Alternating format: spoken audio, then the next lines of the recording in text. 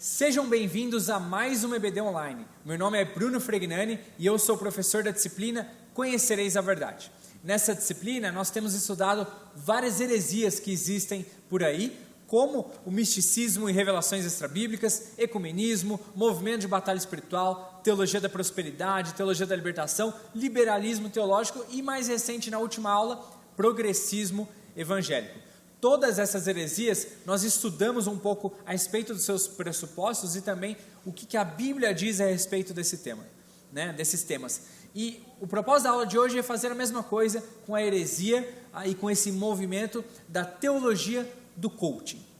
Bom, eu gostaria de começar dizendo que essa não é uma crítica ao coaching como profissão, como coaching no empreendedorismo ou coisas do tipo, mas sim uma crítica ao coaching introduzido na teologia das igrejas e na prática de muitos pastores.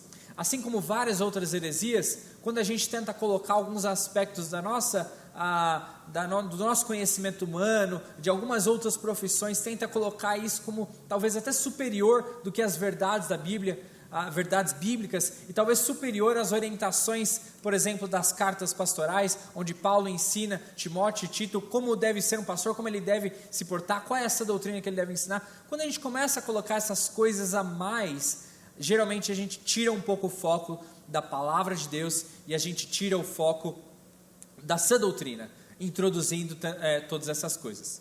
Bom, para que a gente possa entender bem, eu coloquei uma definição da teologia do coaching, talvez um termo novo, É um modismo eclesiástico que desvia o foco da mensagem da redenção para a busca por sucesso e valor pessoal. Mais uma vez, essa busca por sucesso e valor pessoal nas áreas das diversas profissões não é em si o erro, mas pensando na questão da teologia, da nossa vida pessoal com Deus, da nossa vida como igreja, esse modismo que surgiu hoje em dia, desse coaching dentro da igreja, dentro das pregações, dentro da nossa teologia, ele acaba tirando a mensagem principal do evangelho, que é a mensagem da redenção, a mensagem de que o homem é pecador e de que Deus enviou o seu Filho para morrer no nosso lugar e que essa morte e ressurreição de Cristo na cruz, ela é suficiente para limpar o nosso coração, para tirar a culpa do pecado.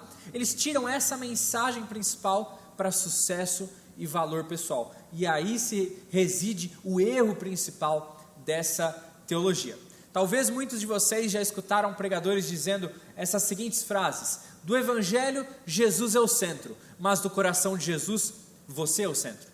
Ele planeja coisas para a sua vida e de diversas formas, inclusive pelas suas decisões, você pode apagar o que ele escreveu para você. Quando se trata de você, você é o ponto fraco de Deus. Você é perfeito, você vai sair daqui sabendo que é sem defeitos. Talvez ouvindo essas frases, você consegue identificar bem aquilo que eu estou falando.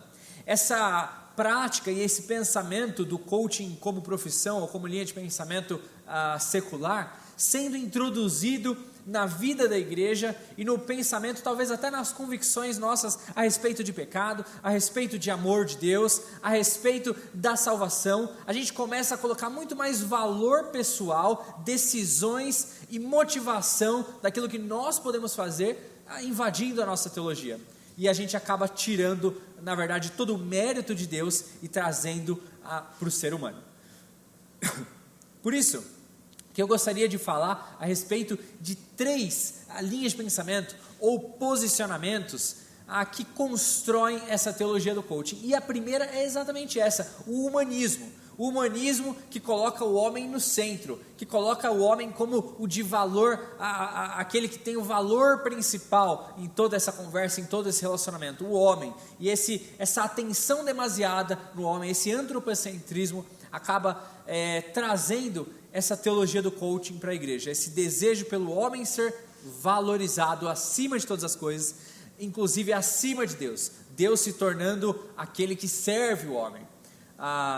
Em segundo lugar, o pensamento e talvez esse movimento de empreendedorismo de palco, um termo cunhado ali por Ícaro de Carvalho alguns anos atrás, que ele fala a respeito desse empreendedorismo de palco praticado por muitos coaches né, desse discurso motivacional, desse discurso por você encontrar o seu valor pessoal e de você se esforçar nos seus esforços humanos para conseguir alcançar o máximo do seu potencial e ilimitado das suas atitudes e tudo mais.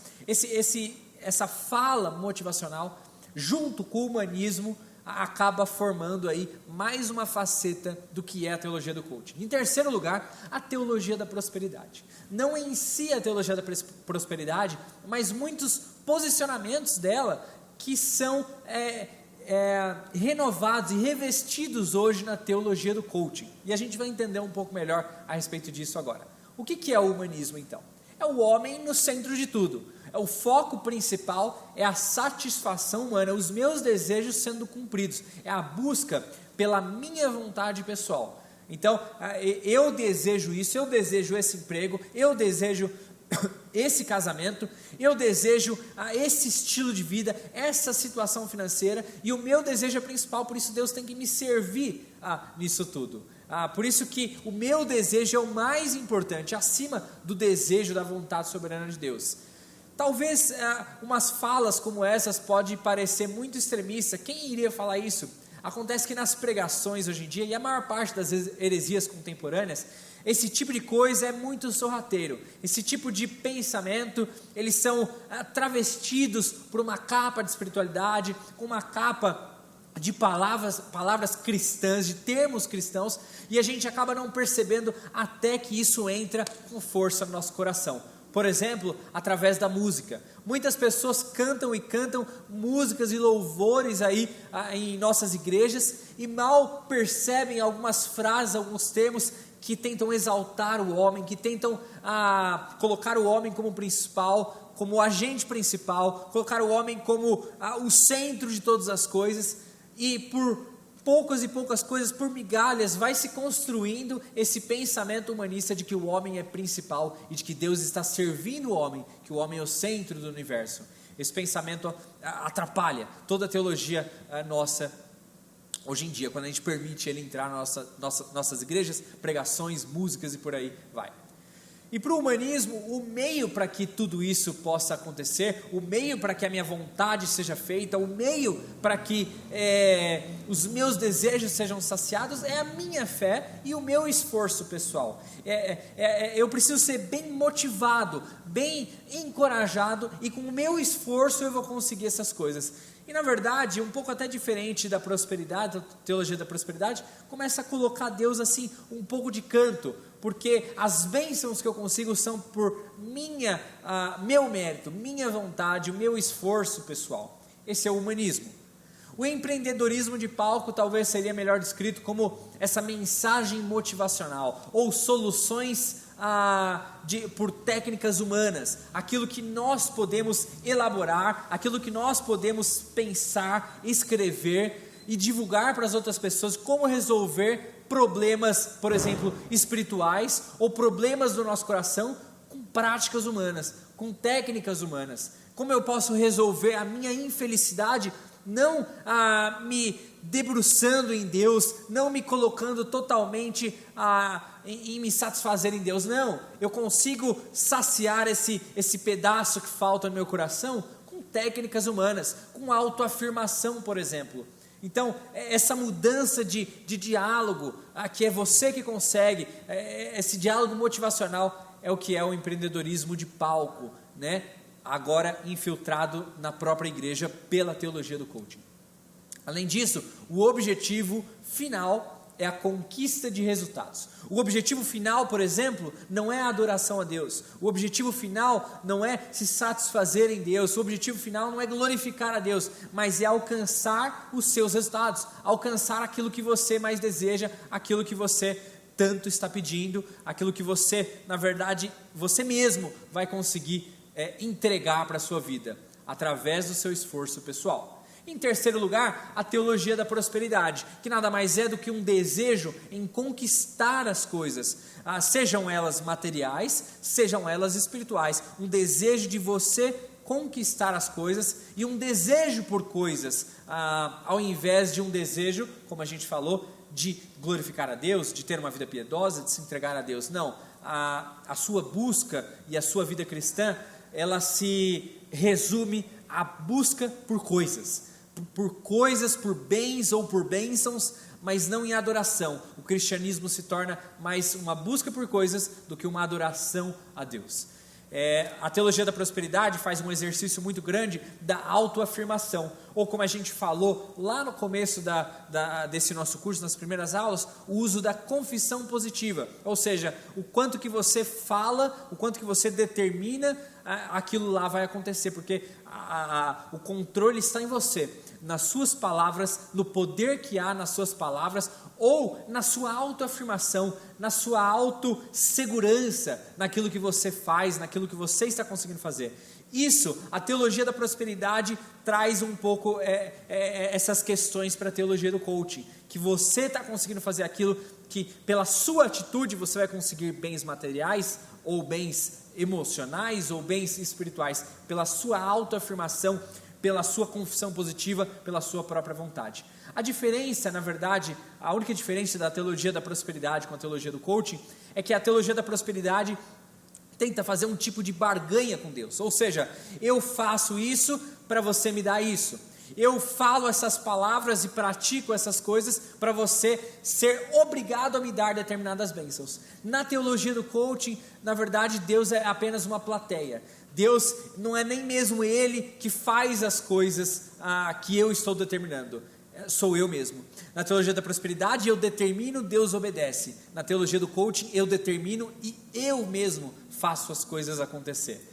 Mas ela carrega um pouco ainda dessa mentalidade da teologia da prosperidade, somando então essas três coisas: humanismo, empreendedorismo de palco e teologia da prosperidade, que a gente poderia traduzir pelas seguintes palavras: antropocentrismo, ou seja, o homem no centro, o homem como o mais importante, o apelo motivacional e o materialismo, a busca por essas coisas que vão saciar o meu físico, a minha vontade. Materialismo, antropocentrismo, apelo motivacional, aquilo que eu quero, do jeito que eu quero, na hora que eu quero, eu fazendo acontecer. Esse é um resumo do que é a teologia do coaching.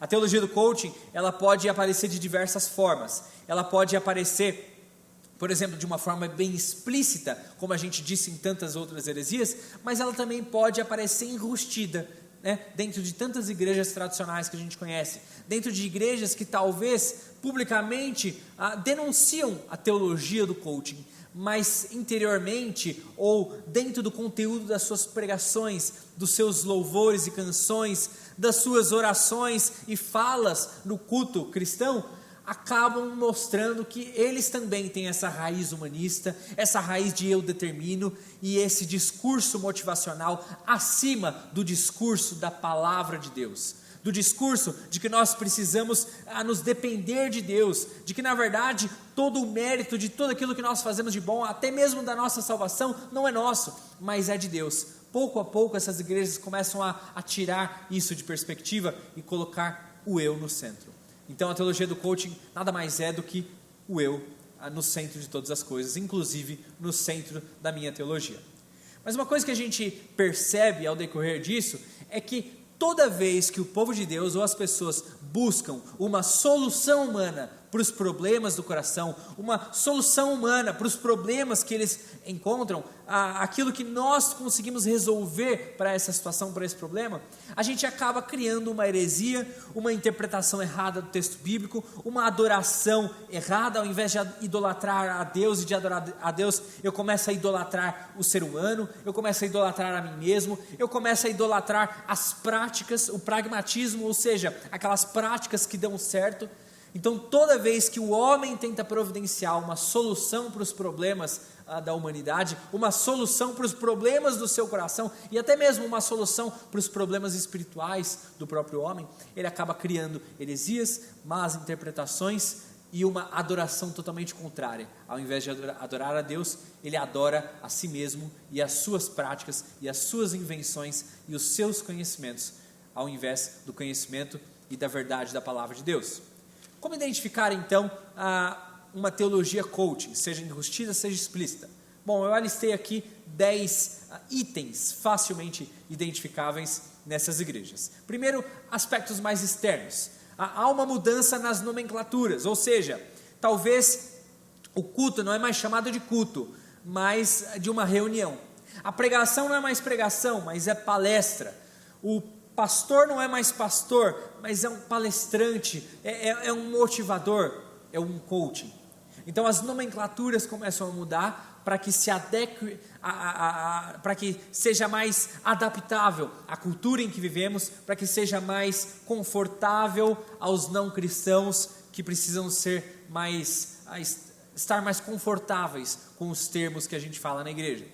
Além disso, as suas pregações tendem a ser mais dinâmicas, e esse dinamismo, ou essa oratória na pregação, não é ruim. Na verdade, bom é que todos nós, pregadores e expositores da palavra, possamos ser dinâmicos, possamos falar de uma forma clara, com uma oratória boa. A questão é que essas pessoas acabam se apoiando muito na sua própria oratória, treinando ali aquelas frases de impacto, aquelas frases de efeito, que é o terceiro ponto, fazem muito uso de frases de efeito, justamente para conseguir aquele impacto maior, para conseguir aquele emocionalismo maior, para conseguir aquele sentimentalismo maior na mente, no coração daquelas pessoas. Então, fazem uso dessas pregações mais dinâmicas, que eu colocaria ali uma pequena falha, que na verdade é uma grande falha dessas pregações, que é o pouco uso de Bíblia.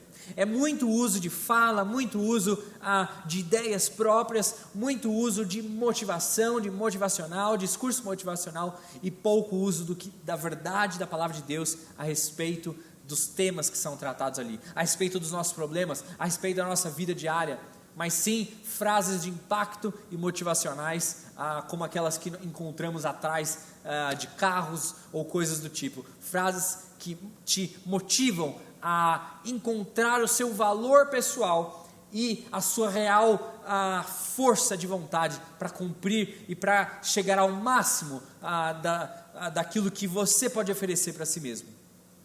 Essas igrejas também, e esses pastores, fazem uso de falas bem persuasivas e contagiantes, que mexem no sentimental, que mexem com o coração das pessoas, e que grudam, aquelas frases que grudam, e que são facilmente reproduzidas nas redes sociais, nos stories, nos vídeos distribuídos aí no YouTube, Facebook, Instagram, frases que alcançam e que tentam fisgar novos públicos, não com a palavra, com a verdade ou com a esperança de Deus, mas com frases que aconchegam, frases que acalmam o coração e trazem aquela paz, aquela falsa paz interior que é dada por você mesmo. Em quinto lugar, as músicas costumam falar apenas sobre nós. Não são músicas mais de adoração, de glorificação e de honra a Deus, mas são músicas de nós mesmos, aquilo que Deus faz por nós, aquilo que Deus é obrigado a fazer por nós, ou até mesmo aquilo que nós conseguimos pelo nosso valor, porque nós temos um valor. As pessoas tendem a valorizar tanto o ser humano, que acabam confundindo o real valor que nós temos na cruz de Cristo, o real valor que nós temos por causa de Deus, mas acabam tirando totalmente Deus da história e colocando esse valor nas nossas atitudes ou no nosso próprio conhecimento. Em sexto lugar, as soluções dessas pessoas, desses pastores, são motivacionais e antropocêntricas. As soluções nunca vão ser: se entregue a Deus, negue a si mesmo, busque a sabedoria da palavra de Deus, busque um direcionamento de Deus, adore a Deus e peça que Ele faça uma obra preciosa e especial na sua vida. Não, consiga alcançar o seu potencial humano. Em sétimo lugar, Deus é reduzido apenas ao amor. Deus é apenas um padrão para que nós possamos seguir e a fonte de todo o amor, porque tudo que nós precisamos para ser bem motivados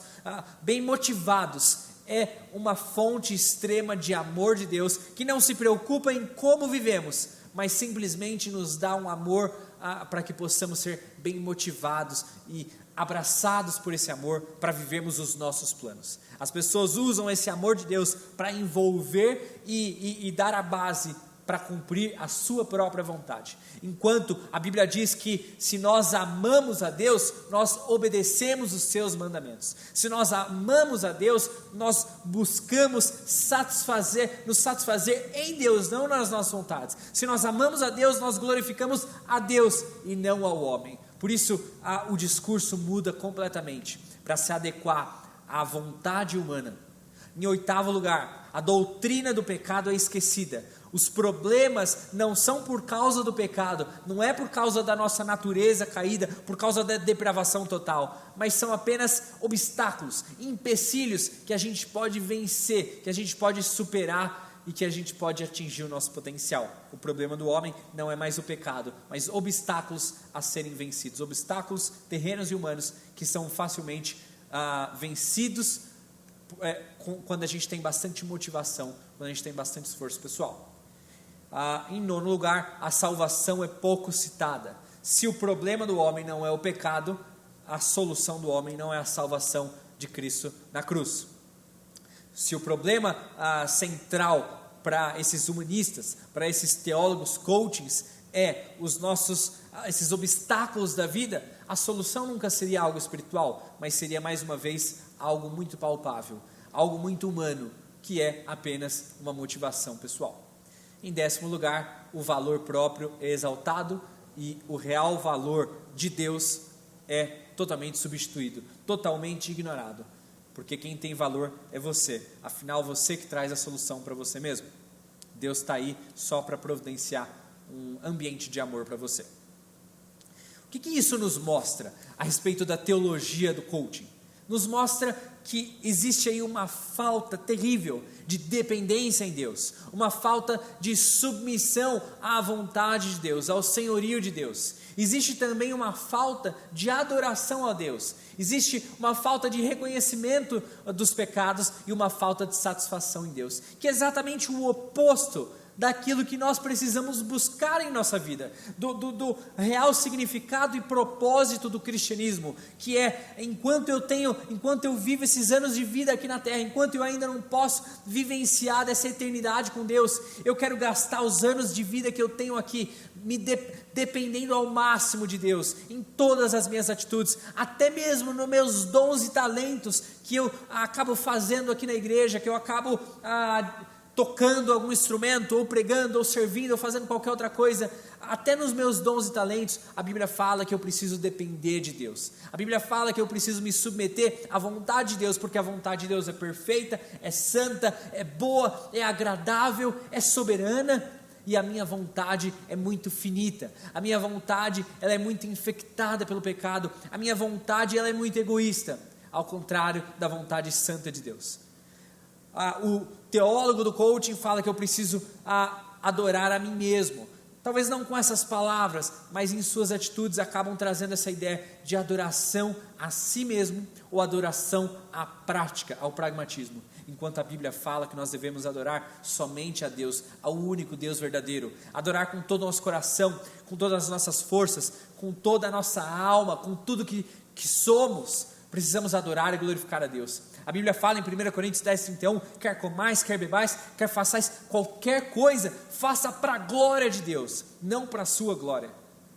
Eles têm essa falta de reconhecimento de pecado e falta de satisfação em Deus, invertendo totalmente a lógica da vida cristã, a lógica da realidade espiritual, de que nós somos pecadores e de que nós precisamos da solução divina, nós precisamos da morte de Cristo na cruz, porque senão somos destinados ao inferno. Eles buscam uma satisfação em si mesmo, ignorando essa doutrina do pecado, ao contrário de se deleitar e se satisfazer na pessoa de Deus, na pessoa desse Deus santo e perfeito, a única fonte inesgotável de satisfação plena. Em resumo, esses teólogos do coaching, eles acabam praticando a idolatria, eles acabam colocando o homem no centro de tudo e adorando assim um ídolo, o ídolo do seu próprio coração. Praticam a idolatria de si mesmos e adoram a si mesmos, colocam a si mesmos no altar do seu coração e tomam decisões, pensamentos e rumo de vida totalmente para agradar e satisfazer o seu ídolo, o seu próprio coração. Isso é idolatria, quando colocamos qualquer coisa no lugar que deveria estar Deus. Idolatria pode ser idolatrar a si mesmo, colocar o seu coração, a sua vontade como centro da sua vida, como centro do seu propósito de vida. Mas o que a Bíblia diz a respeito disso? Jeremias tem dois textos muito interessantes que nos mostram um pouco como essa teologia do coaching está muito equivocada e que ela entende completamente errado qual é o nosso propósito de vida, de glorificar a Deus e não ao homem. Jeremias 9, 23 e 24 diz: assim diz o Senhor, não se glorie o sábio em sua sabedoria, nem o forte em sua força, nem o rico em sua riqueza, mas quem se gloriar, glorie-se nisto, em compreender-me e conhecer-me, pois eu sou o Senhor, e ajo com lealdade, com justiça e com retidão sobre a terra, pois é dessas coisas que me agrado, declara o Senhor. Então, se alguma coisa a gente pode se gloriar é em conhecer, gastar tempo infinitamente conhecendo o nosso Deus e rendendo glórias a Ele e nos satisfazendo na glória e na perfeição e na santidade de Deus, não em nossos planos, não em nossa riqueza, não em nossa força ou até mesmo sabedoria. Jeremias 17, versículo 5 e versículo 7 também diz o seguinte: assim diz o Senhor, maldito é o homem que confia nos homens, ou que confia no seu próprio coração, ou que confia em si mesmo, que faz da humanidade mortal a sua força, mas cujo coração se afasta do Senhor. Mas bendito é o homem cuja confiança está no Senhor, cuja confiança nele está. Maldito é o homem que confia no seu próprio coração, mas bendito é o homem que confia no Senhor, que enxerga que no Senhor há a solução para os nossos grandes problemas, há a solução para o grande questionamento da vida. Aonde está a verdadeira alegria? Aonde está a verdadeira satisfação? No Senhor. Bendito é o homem que tem essa convicção. E para finalizar, em Tiago 4, versículo 13 a versículo 16, diz o seguinte: ouçam agora, vocês que dizem, hoje ou amanhã iremos para esta ou aquela cidade, passaremos um ano ali, faremos negócios e ganharemos dinheiro. Vocês nem sabem o que lhes acontecerá amanhã. Que é a sua vida? Vocês são como a neblina que aparece por um pouco de tempo e depois se dissipa. Ao invés disso, deveriam dizer: se o Senhor quiser, viveremos e faremos isto ou aquilo. Agora, porém, vocês se vangloriam das suas pretensões. Toda vanglória como essa é maligna. O que o texto de Tiago nos mostra é que todo o nosso planejamento humano, toda a nossa confiança e dependência na nossa vontade, nos nossos planos, é completamente fútil, porque a gente não tem controle das coisas da vida, a gente não tem controle nem mesmo do dia de amanhã, a gente não sabe como vai ser o dia de amanhã, a gente não consegue controlar isso. Então que fútil é depender e confiar nas minhas próprias pretensões, vontades e conhecimento. Mas que bênção há em colocar a nossa dependência diária em Deus e a nossa gratidão e a nossa adoração diária em Deus. Como solução, o que podemos fazer então diante dessa situação, diante desse humanismo querendo entrar na igreja? Primeiro, não podemos permitir que qualquer coisa menos que 100% de Bíblia esteja em nossos púlpitos. Se alerte, tome cuidado quando você começar a ver pregações que dividem a sua atenção, dividem o seu tempo com talvez outros conhecimentos humanos ou com outras soluções humanas e começam a tirar um pouco da parcela da importância da palavra de Deus. Não se contente em menos do que 100% de Bíblia nas pregações que você assiste. Em segundo lugar, o culto deve ser um espaço de adoração comunitária, não palestra motivacional, mas adoração comunitária. E não adoração comunitária ao homem, ou às nossas vontades, ou aos nossos métodos, mas uma adoração comunitária ao Deus verdadeiro, ao único que merece a adoração, não o homem, mas sim Deus. Para concluir, é tudo sobre Deus, não sobre o homem. Você não é merecedor, você não merece nada, nenhuma glória, você não merece nenhuma exaltação, somente Deus. Tudo que de bom acontece com você, todas as bênçãos que recaem sobre você, não é por causa do seu próprio mérito, mas é por causa do mérito de Deus. A Bíblia fala em Romanos 3:10, Romanos 3:23, que todos somos pecadores, que não há um justo sequer, e que nós nos embaralhamos todos quando a gente começa a se preocupar e a querer ceder ao nosso coração. Por isso, nós não somos merecedores da salvação, por exemplo, não somos merecedores da presença de Deus. Por isso, se entenda como não merecedor, como alvo da graça de Deus, um favor imerecido de Deus. Deus é que deve ser glorificado e não você. Nós devemos servir a Deus em todos os momentos. Mesmo se nós não ganhamos alguma bênção, mesmo que nós não estamos conseguindo o emprego que queremos, mesmo que não estamos conseguindo alguma situação financeira ou matrimonial que queremos, mesmo assim Deus é digno de toda adoração, e nós nunca seremos o alvo perfeito de adoração, mas sim o nosso Deus perfeito e santo, porque somente Ele é digno. Por isso, o meu conselho para você é: use a sua vida para adorar a Deus. Use o máximo de tempo que você tem aqui na terra para, em todas as suas atitudes, falas, posicionamentos, adorar ao Deus digno de adoração. Não perca tempo adorando a outras pessoas, a métodos, práticas ou a si mesmo, mas adore o Deus digno de toda adoração. Que Deus seja glorificado na nossa vida, que Deus seja glorificado com a igreja brasileira, e que possamos juntos reconhecer que Ele é digno de toda a glória. Que Deus abençoe a todos e até a próxima aula.